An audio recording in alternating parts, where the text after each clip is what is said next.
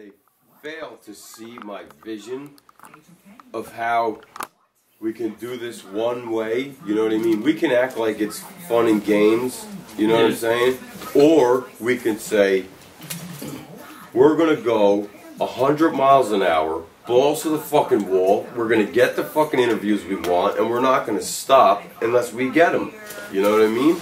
There's only one way to fucking do it. And then we're not going to tolerate no for an answer.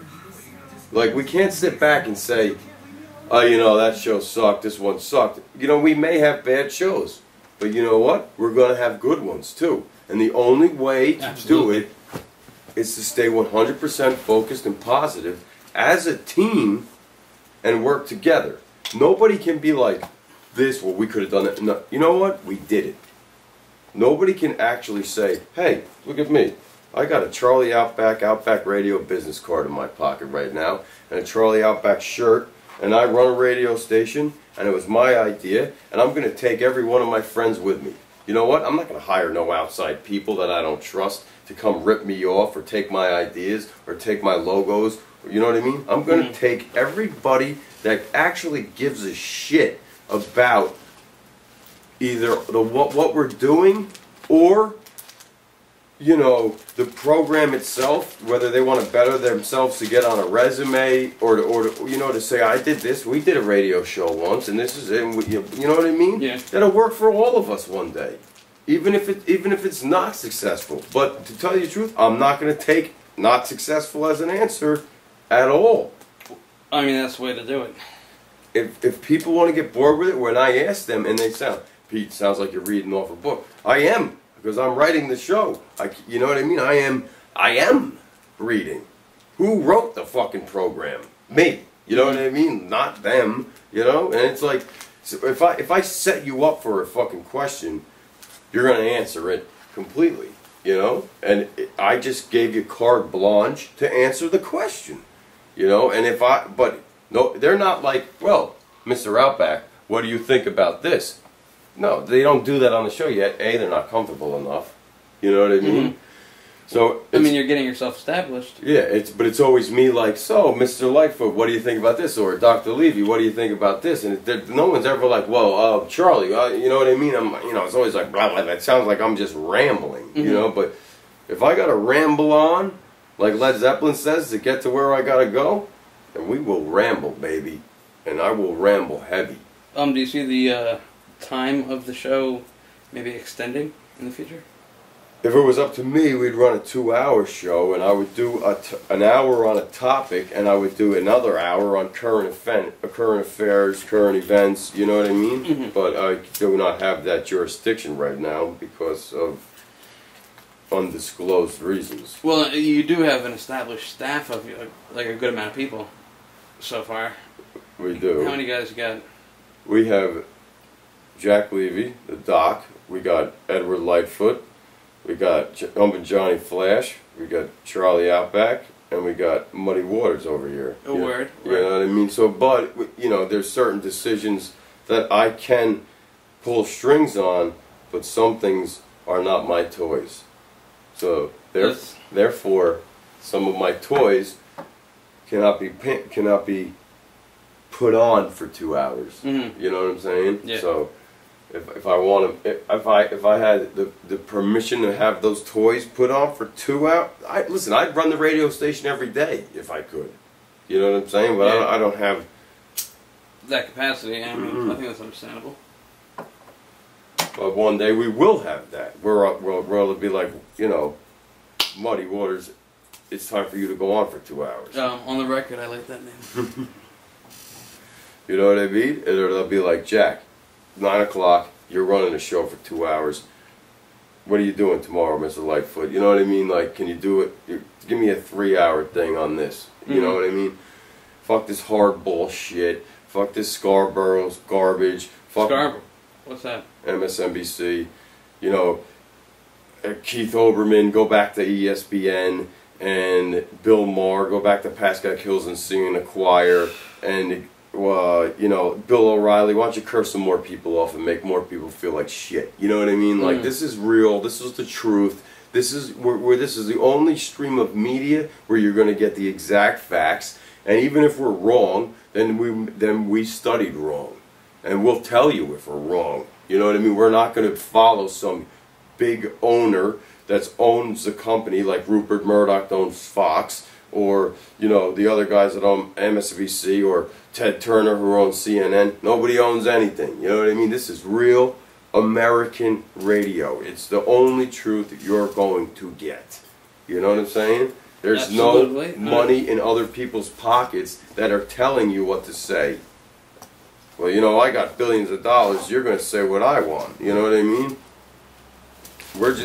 Our only outlook is to enforce the truth to the American people. That's it. And I'm not going to tolerate for anything less. And we're going to go 100 miles an hour, and we're going to do it. That's it. Not sugar-coated? No sugar-coated bullshit. There's no candy. There's no garbage. You know what I mean? I'm smoking a cigarette. I don't want children to smoke. You know what I mean? And I'll tell them that. You know what I'm saying? Like, people have a destiny. And they have free will, and they have to pursue it. They got to take their dreams by the balls and say, I'm as mad as hell, and I'm not going to take it anymore. You know, we got to do. We can't live these program lives. Wake up, eat, feed the baby, do this, or have the girl listen, listen, listen, listen, listen, listen, listen, listen, listen, listen, listen. You know what? No, the truth needs to be told. The country is in a major mayhem right now, and Outback Radio is going to make sure that they get what they need to hear. And that's it. And we got the Doc, we got Muddy Waters, we got Jumpin' Johnny Flash, and we got Mr. Edward Lightfoot himself, the best brewer of beer. And is that a nickname or no? No, these are all their names. Definitely names. Very cool. We don't use. Listen, people's privacy is worth it. Okay, so their names are not going to be used. Yeah. Because if some asshole does decide, because we're speaking the truth, to go after certain people, then they're never going to have the real fucking names. It's that simple. You know what I mean? That's why there's nicknames. That's why there's pseudonyms. That, like, yeah. Mark Twain, that wasn't his real name. He wrote Tom Sawyer, Huckleberry Finn. His real name was Samuel Clemens. That's where pseudonyms came from. Because back in the day, when you were writing, and you didn't think you were writing about something that would be acceptable, you had to have a different name. And the same thing with us broadcasting. We're going to broadcast the truth, and there's going to be a lot of people that may not like it. You know what I'm saying? And if we're broadcasting the truth, no one's going to know me by my real name. Mm-hmm. If Muhammad Ali can be known as Cassius Clay and change his name, then so can I. And so can Garth Brooks. There you go. You know what I mean? Do you consider yourself a writer of sorts? I am a writer. I was born a writer, and I wanted to write poetry and write books, but I realized that my writing was not meant in that caliber. It was meant to be written, and my voice was made to teach people, not poetry, not writing books. It was meant for a journalistic view. And anybody can go to school as journalism, but you really got to have a passion for pursuing and studying and understanding the outsources and resources and the different angles and who has to benefit from this and why would somebody do that. And it's very interesting because you can lie and you can the TV and the radio has the power to manipulate everyone. You know what I mean? So you actually have to be a writer to be a journalist. The first poem I wrote was in 6th grade. And it was, can you tell what is hell? Can you find what's in my mind? Can you feel the fiery flames? But I am not to blame. The power is mine. I am not human but divine. And with this power I will turn the hated fire that they burn. It's very deep. That's 6th grade, and it's very, mean. But my parents are getting divorced, and I was very lonely and bitter, and I would never really write like that anymore. How old were you then?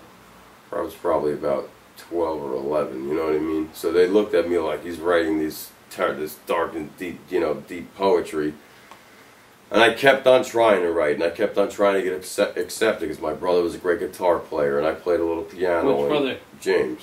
I did not know that. And he's in a band, and never written this and that, but I couldn't find my niche, and all my friends had their niche. But now I found my niche now, and that niche is to make sure that the people hear the truth.